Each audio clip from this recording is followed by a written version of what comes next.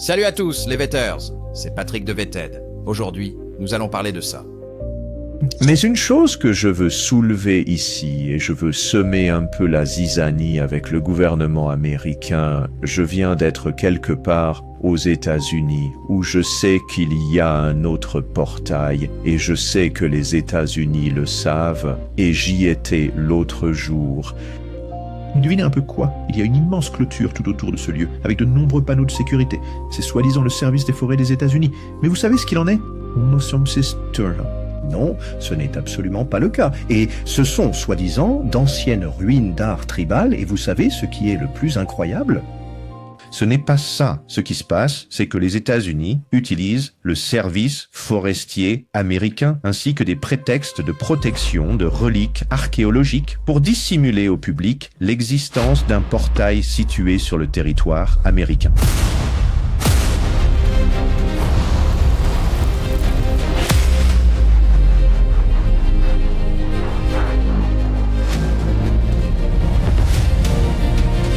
Salut les Vetters, s'il vous plaît, cliquez sur le bouton j'aime, ça aide vraiment les vidéos. Et bien sûr, si vous n'êtes pas encore abonné, cliquez sur le bouton s'abonner les amis. Très bien. Alors, de quoi parle la vidéo d'aujourd'hui? Eh bien, nous y viendrons dans un instant. D'abord, je voulais vous dire que nous avons atteint 100 000 abonnés, les amis. Nous avons dépassé le cap et je voulais juste dire un immense merci à tous ceux qui se sont abonnés à cette chaîne. C'est vraiment un immense accomplissement. C'est le fruit d'un travail d'équipe et je vous remercie énormément. J'ai d'ailleurs quelque chose de très spécial de prévu dans les prochaines semaines pour ça, pour célébrer tout ça. Alors, restez bien connectés. Mais je voulais avant tout vous dire merci du fond du cœur. Maintenant, passons au sujet principal de cette vidéo. Bon, alors, Ross Coulthard vient de sortir avec des nouvelles assez intéressantes disant qu'il sait où se trouve un portail et tout ça. Entrons dans le vif du sujet, d'accord? Que savez-vous des portails? Des portails vers où? Une autre dimension, une autre époque, un autre endroit? Qui sait, n'est-ce pas? Alors, nous allons analyser en détail les récents commentaires viraux de Ross concernant ce portail. Et j'ai en fait, vous savez, un attachement personnel que je pourrais exprimer moi-même. Plus tard dans la vidéo, vous verrez exactement de quoi je parle, mais j'ai une expérience personnelle avec les portails. Oui.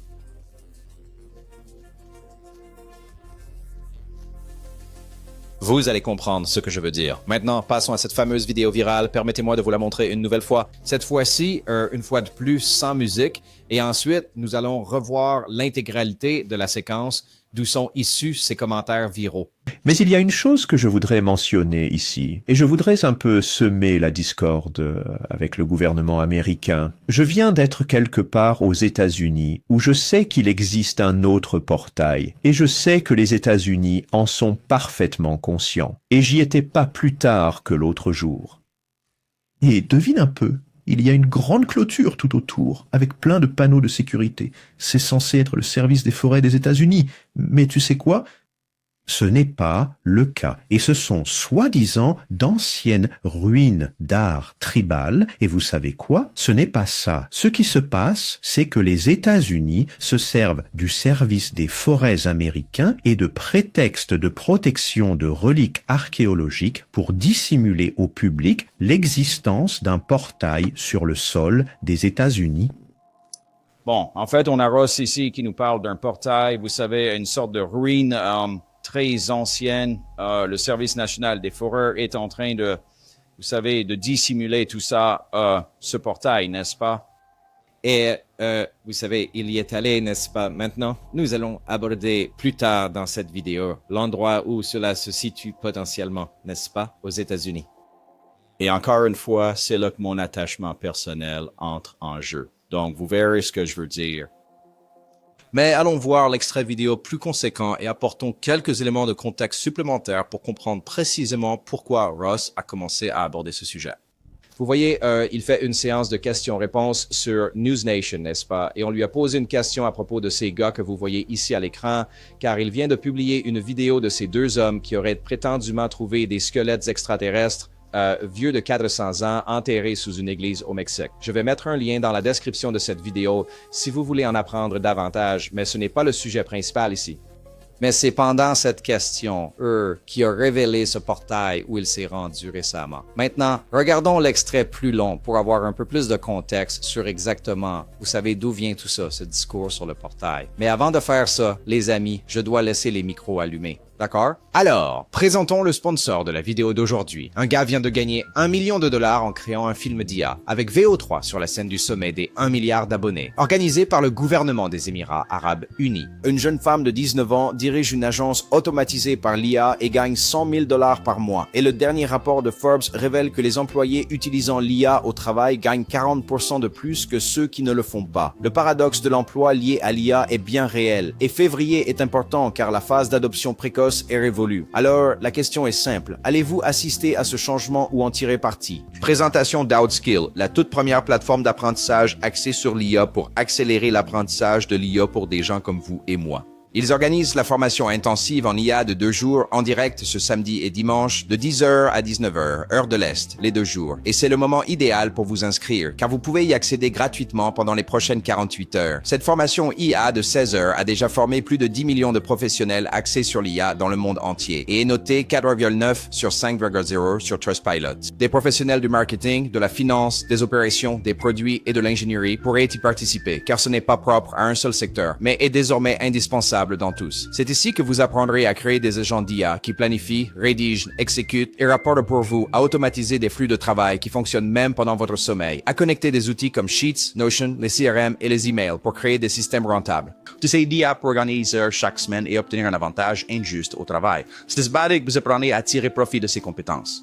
Des personnes issues de cette même formation ont lancé des services basés sur l'IA qui rapportent 3 à 4 000 par semaine en appliquant simplement les systèmes qu'on leur a enseignés. Pour bien démarrer votre année, vous recevrez aussi des bonus premium à vie comme la Bible des prompts IA, la feuille de route du profit IA, votre constructeur de boîte à outils IA personnalisé uniquement si vous participez aux 2 jours. Et voici la partie la plus intéressante. En vous inscrivant, vous accéderez au livre de survie IA 2026, une compilation exhaustive des évolutions d'IA de 2026 et des étapes pratiques que vous pouvez suivre pour vous préparer. Les places sont limitées. Utilisez le lien en description pour nous rejoindre et rejoignez la communauté WhatsApp pour rester informé avant le grand événement. D'accord, maintenant, lancez la séquence vidéo. Nous avons 2 questions de téléspectateurs suite à votre entretien avec Chad Robichaud et TW Mock. Je vais commencer par la première. Elle vient de Cosmic Road sur X. TW Mock a fait allusion à une activité paranormale et peut-être extraterrestre continue autour de l'Église au Mexique. Pouvez-vous nous donner plus d'informations à ce sujet? Oui, je peux en parler un peu, mais pas énormément. Ce qu'il a décrit, c'était vraiment une sensation de brouillard mental, une sorte d'intrusion psychique sur lui et son équipe. Il a dit que ça avait duré, c'était presque comme un effet autostoppeur, ça l'a suivi jusque chez lui. Il a reçu des soins médicaux et ça a fini par disparaître. Mais bien sûr, le plus effrayant, c'est ce dont il a été informé prétendument par une femme du JPL. Je veux dire, comprenez bien toute la signification de cela. Il faut le répéter, la NASA est une agence gouvernementale américaine. En fait, elle a même été récemment reconnue comme une agence de renseignement du gouvernement américain. Elle a été désignée comme telle par le président Trump. Pourquoi ? Serait-ce donc, en raison de toutes les informations dont nous disposons à présent, que le JPL, cette entité scientifique majeure qui fait partie intégrante de la NASA, aurait joué un rôle actif dans la démarche d'informer M. Mock concernant les circonstances de son exposition à un mystérieux portail? Et maintenant, je dois dire que je suis absolument persuadé que M. Mock et son équipe ont potentiellement été exposés à quelque chose d'anormal. Parce que c'est intéressant, en examinant l'histoire locale, il y a un article de Popular Science qui a été publié en 2023. Il faisait référence à la façon dont il y avait une certaine inquiétude historiquement dès les années 1600 lorsque ce site a été découvert pour la toute première fois. Il y avait le sentiment qu'il y avait une activité inhabituelle sur et autour du site. Je n'en sais pas plus que ça pour être honnête avec vous. J'ai hâte un jour, j'espère, d'aller au Mexique et d'y jeter un coup d'œil. Je suis méfiant parce que, bien sûr, on sait du Ranch Skinwalker que parfois le phénomène peut vous suivre chez vous. Mais juste une chose que je veux lancer ici, et je veux semer un peu la zizanie avec le gouvernement américain. Je viens d'être quelque part aux États-Unis où je sais qu'il y a un autre portail, et je sais que les États-Unis le savent. Maintenant, je sais ce que vous pensez tous. Où est donc ce portail? Bon, maintenant que nous avons un peu plus de contexte, d'accord, où se trouve ce fameux portail dont Ross nous parle? Très bien, ce n'est d'ailleurs pas la première fois que Ross évoque l'existence d'un portail. Jetez un œil à cet extrait d'une ancienne l'ancienne interview de Jesse Michaels qu'il a réalisée. Il y aurait un portail au Ranch Bradshaw qui a été aperçu par l'ancienne propriétaire du ranch, Linda Bradshaw, et elle en a même pris des photographies. Et ce portail s'est ouvert dans une zone bien spécifique du terrain, tout autour de ce ranch, qui se trouve être justement la zone qui est clôturée. Et nous avons remarqué qu'il y a une tour imposante au beau milieu de cette zone. Pourtant, il s'agit soi-disant d'un ranch complètement abandonné. Il n'y a personne, il n'y a pas d'électricité, et il y a des panneaux solaires sur ce poteau qui a une caméra. Or, si vous protégez la sécurité de ce qui est censé être une institution de recherche universitaire, vous orientez la caméra vers l'extérieur pour voir les gens venir de l'extérieur. Mais savez-vous où la caméra pointe? Elle pointe exactement à l'endroit où Linda Bradshaw dit avoir vu le portail. Ah, d'accord. Il est donc en train de parler du fameux Ranch Bradshaw. Restez avec moi. Mettons ça de côté pour l'instant. Alors, tout d'abord, je tiens à remercier chaleureusement Astral sur Twitter, d'accord? Je vais mettre un lien ci-dessous vers son compte, car c'est lui qui a partagé cette vidéo virale de Ross parlant du portail, ainsi que quelques autres extraits que je partage dans la vidéo d'aujourd'hui. Celui que vous venez de voir, et j'en ai un autre qui arrive à propos de George Knapp qui parle aussi de portail. Mais avant de passer à cet extrait avec George Knapp, analysons cette séquence où Ross parle du Ranch Bradshaw. Parce que, voyez-vous, c'est précisément là que les gens affirment que ce portail se trouve au Ranch Bradshaw. Alors, quelle est donc cette connexion personnelle dont je vous ai tant parlé? Eh bien, c'est le Ranch Bradshaw. Voyez-vous, l'été dernier, j'ai réalisé un documentaire qui sortira plus tard cette année sur la Psionic.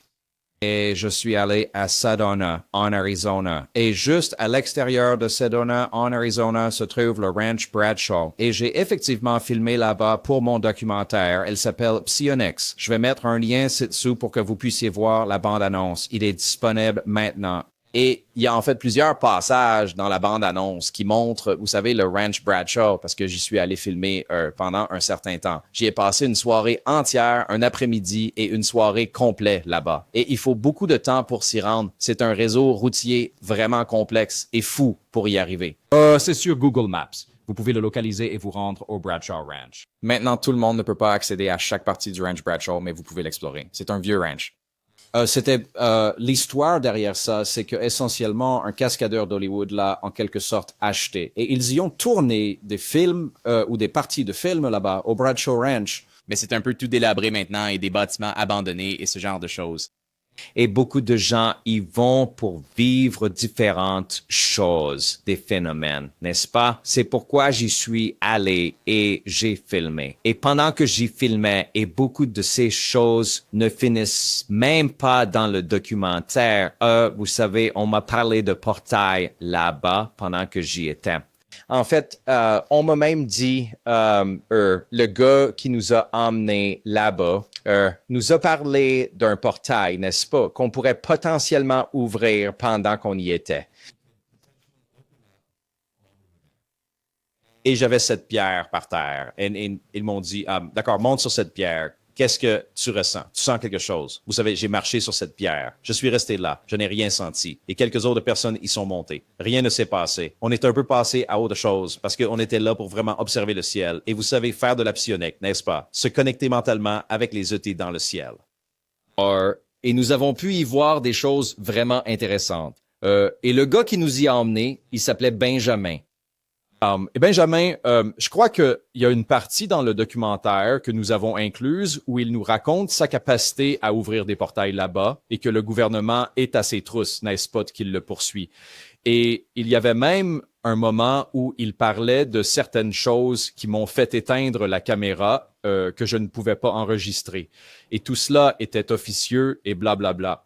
Alors, je ne vais pas entrer dans les détails. Vous savez, je ne veux pas trahir sa confiance. Et il continuait de parler en disant que c'était hors micro. Il ne cessait de dire des choses. On ne peut pas filmer ça. On ne peut pas. Et Gino de Wi-Files était avec moi et on s'est dit tous les deux, bon, alors arrête d'en parler. Passons à la partie où vous pouvez parler devant la caméra, n'est-ce pas? Donc, il a évoqué pas mal de trucs sur les portails là-bas. Et j'ai en fait interviewé un gars nommé Tom qui a écrit le livre sur le Ranch Bradshaw dont tout le monde parlait. C'est un gars plus âgé. Il devait y aller avec nous au Ranch Bradshaw, mais tu sais, il était un peu vieux. C'est un trajet difficile là-bas et c'est un peu rude. Il faut marcher et tout. Alors, il n'était tout simplement pas en état physique d'y aller, et je comprends.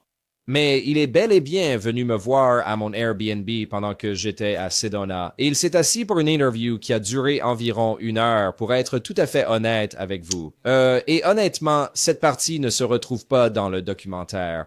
Nous avons en fait réalisé de nombreuses interviews et tout ne peut pas être inclus dans ce que vous voyez là, parce que j'ai filmé bien plus que le Ranch Bradshaw et bien plus que ce que j'ai filmé à Sedona. Mais il a bel et bien mentionné un portail lors de cet entretien et je vais diffuser l'interview complète plus tard cette semaine, l'intégralité de l'entretien, afin que vous puissiez avoir tous les détails sur le Ranch Bradshaw.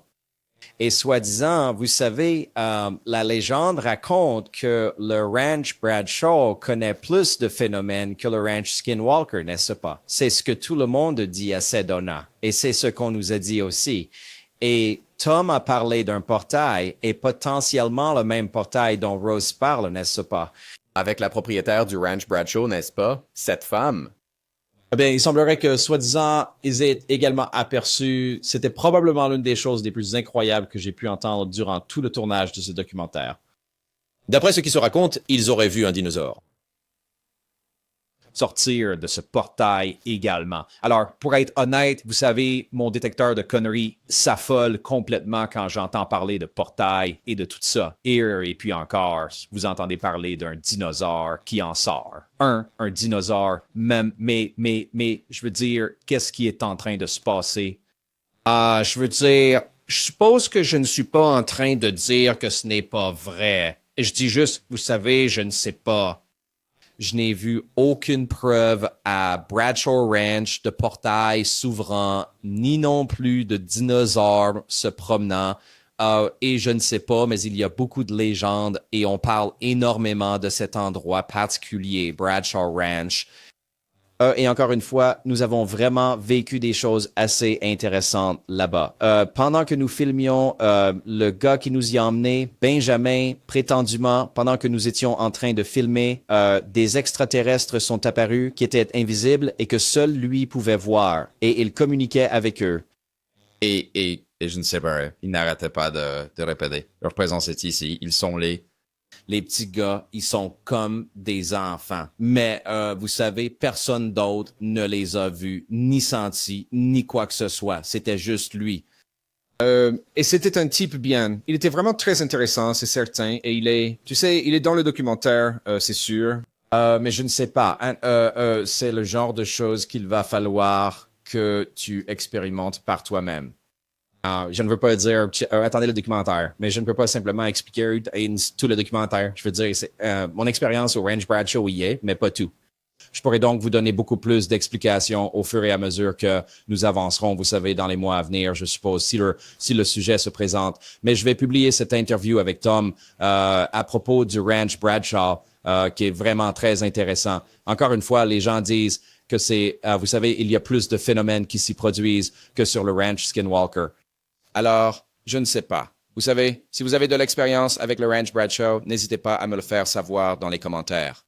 Encore une fois, Benjamin qui nous a conduits là-bas était vraiment super sympa. Et j'y suis allé avec Ron James. J'y suis allé avec cette femme qui s'appelle Zenka. Ils étaient tous vraiment adorables. Gino des Ziegfeld et moi-même, on a vraiment passé un super moment, d'accord? Et on a vu des choses intéressantes, on a vécu des expériences tout aussi intéressantes et on nous a raconté beaucoup de choses fascinantes sur cet endroit, mais c'est un peu la légende qui l'entoure. Il y a ce portail qui s'est en fait ouvert là-bas où les gens ont vu le propriétaire. Et Tom, tu sais, encore une fois, parle d'un dinosaure qui traverse aussi ce portail. Donc, je pense juste que le contexte est important et, tu sais, je ne sais pas. Mais regardez, la vérité, c'est que, vous savez, Ross n'est pas la seule personne à parler de portail. Et beaucoup de gens le font. Et je le répète, même George Knapp a déjà évoqué ces portails. Non pas au Ranch Bradshaw, mais bien au Ranch Skinwalker. Je ne sais pas, d'accord? Ce sont des histoires très intéressantes et tu sais, je ne sais pas, elles sont intéressantes, n'est-ce pas? Surtout quand on commence à l'imaginer, ça semble fantastique et on se dit, oh merde, d'accord, c'est intéressant. Et il y a des gens crédibles qui en parlent, n'est-ce pas? Alors, je ne sais pas, n'est-ce pas? Il y a le Ranch Skinwalker et le Ranch Bradshaw et encore une fois, je vais publier cette interview avec Tom. Son nom est Tom Dango. Et il a bien écrit ce livre, ce qu'on m'a dit être le livre par excellence sur le Bradshaw Ranch, avec Linda Bradshaw, d'accord? Le livre s'intitule Dimensions fusionnées, les portails ouverts de Sedona, d'accord? Et il contiendrait soi-disant toutes ces photos, ainsi que, vous savez, des preuves de cela. Et par pure coïncidence, Tom Dango a réalisé une interview approfondie avec Rose Coulthard qui a été diffusée en mai 2025, plus précisément vers la fin du mois de mai 2025. Alors, c'était vraiment à peu près 1 mois et demi plus tard que je me suis retrouvé à filmer avec Tom. Du coup, toutes ces choses sont un peu apparues au même moment, ce qui est assez curieux, je dois dire. Mais vous savez, encore une fois, si vous avez la moindre expérience personnelle avec le Ranch Bradshaw, n'hésitez surtout pas à me le faire savoir dans la section des commentaires, juste en dessous. Je serais curieux d'entendre les expériences des autres. Mais encore une fois, Tom m'a bien raconté lors de mon entretien qu'un dinosaure était apparu. Je n'avais jamais entendu ça auparavant. Un dinosaure? Quoi? Je veux dire, mais qu'est-ce que... Vous savez, on dirait Jurassic Park ici. Alors, je ne sais pas vraiment quoi en penser. C'est plutôt intéressant, je trouve. Et ils ont vécu là-bas, c'est certain, des expériences parmi les plus fascinantes. Maintenant, est-ce l'endroit dont Ross parle dans sa nouvelle vidéo virale? Je ne sais pas. D'autres personnes disent que c'est un autre lieu, mais ça pourrait être le Ranch Bradshaw. Et quand j'y étais, je n'ai pas tout visité. C'est un grand endroit. Il est entièrement clôturé. Nous avons dû, en quelque sorte, passer par-dessus la clôture, si vous voulez, pour pouvoir y entrer. Mais il y a d'autres parties.